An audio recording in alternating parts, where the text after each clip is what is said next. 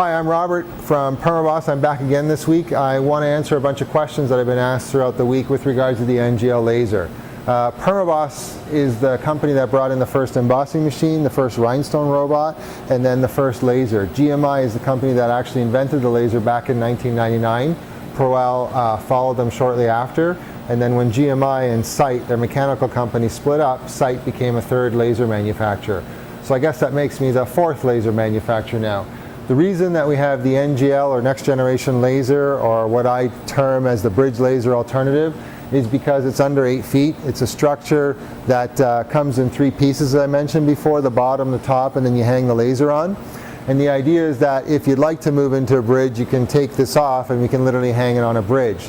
The big difference is that this is significantly lighter. By the way, it's made with over 60% parts from the USA. We assemble it in Canada, and it has a 24-month unlimited use warranty. The laser source, the most important part, of the parts from USA as well.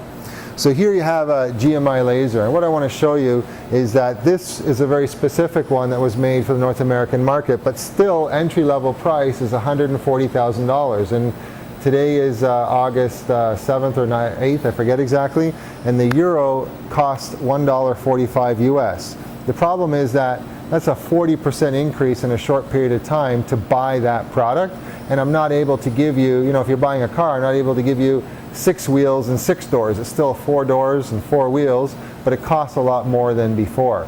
So I had to make the NGL just for value purposes, and second of all, I wanted something that you can install everywhere.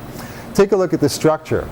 On all laser bridges, there was always an argument about whose beam is stronger than the other guy's beam. The bottom line is, when the laser is a big monster, it's heavy, then you need a massive structure to hold it, because there's a lot of force. When you want to move the laser really fast, and I'll do a demo shortly, and you want to stop it fast, then you also have to capture that momentum. So what you have are these big structures. Let me just walk over here.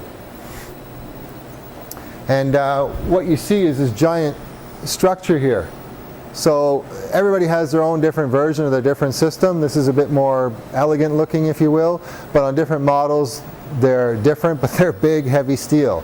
To install this, I need complete access for a forklift, because that forklift has to come up and actually hold this 5,000 pound beam, or whatever, 4,500 pound beam in place for the technicians to get the structure underneath.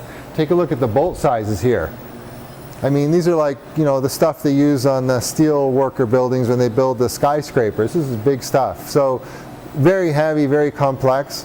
When I quote that minimum price, that also means you have to get the container over here.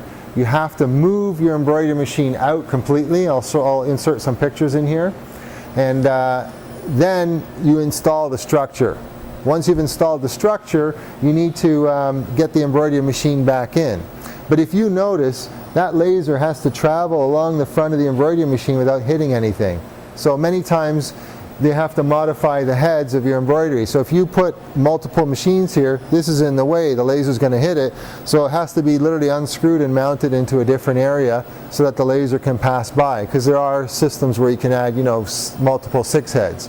Now the question is, do you have a facility that has, 80 feet, 100 feet with machines in a row?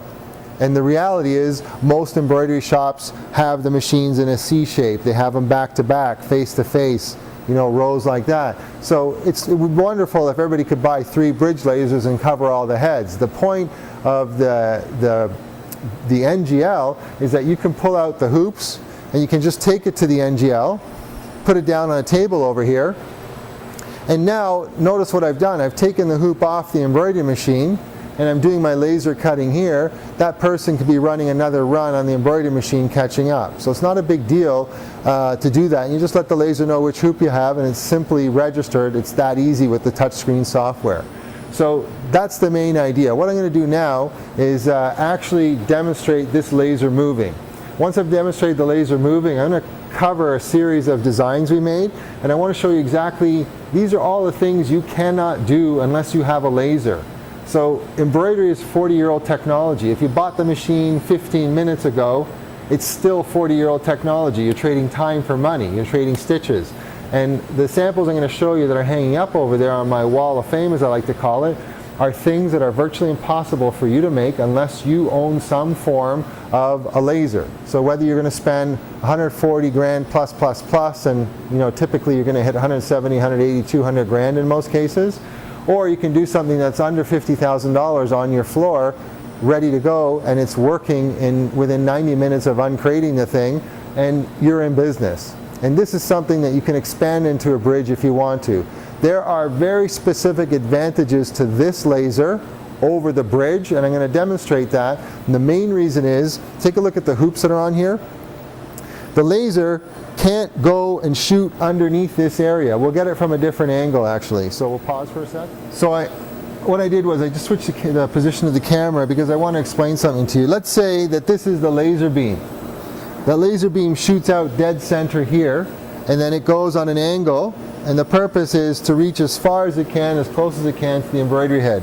This principle, what I'm showing you, applies to all the bridge lasers because it's just physics now.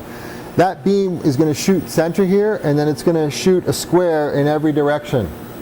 And the issue that you have with the bridge laser is that you have to shift your designs in your hoop towards one side of the hoop.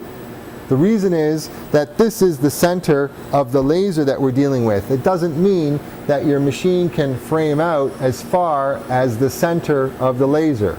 So what I'll do is I've got a couple different hoop sizes here. So I've got a typical hoop of the ones we use and when we shoot with the NGL, what we use, because most things fit in here. And then I've got the next hoop size up, and I've got the third one here as well. So I'm going to stitch the center of the hoop so that you know where the center is. And then I'm going to shoot the biggest laser field that I can shoot with this laser. So some lasers are 250 by 250 millimeters, or 300 by 300, that's 10.8 inches, almost 11, or 400 by 400. So 300 by 300 is 12 inches? Yeah, sorry, excuse me. So 300 by 300 is 12 inches, 250 by 250 is 10.8, and then larger. But it doesn't make a difference. You can always shoot the maximum any length you want because the laser is moving along this plane here. But it doesn't mean that you can shoot 400 or 300 millimeters this way. Because when I show you, if I try and shoot that 300 by 300 laser, it's actually going to get cut off here, and it's going to extend. That's why I put masking tape on, because I don't want to burn the hoop. On this hoop, I can get that. I'm still going to reach the maximum here, but you notice that I have to center my design for the laser to cut it over here, even though the center of my embroidery field is here. So what I'm saying, to be clear, is you actually have to shift your embroidery designs on a bridge laser to a further out spot on the hoop in order to match it up with the center of the laser. So what I'll do now is I'll pause for a sec and I'll just simulate a laser cut. So I'll simulate that the laser will travel to a head, it's doing its cutting, so you can see the exact difference between a bridge and not. What I want you to remember is one question that came up is, I had mentioned that there's 7 passes with the NGL, and salesman from the other company said that we don't have to do so many passes. That's baloney.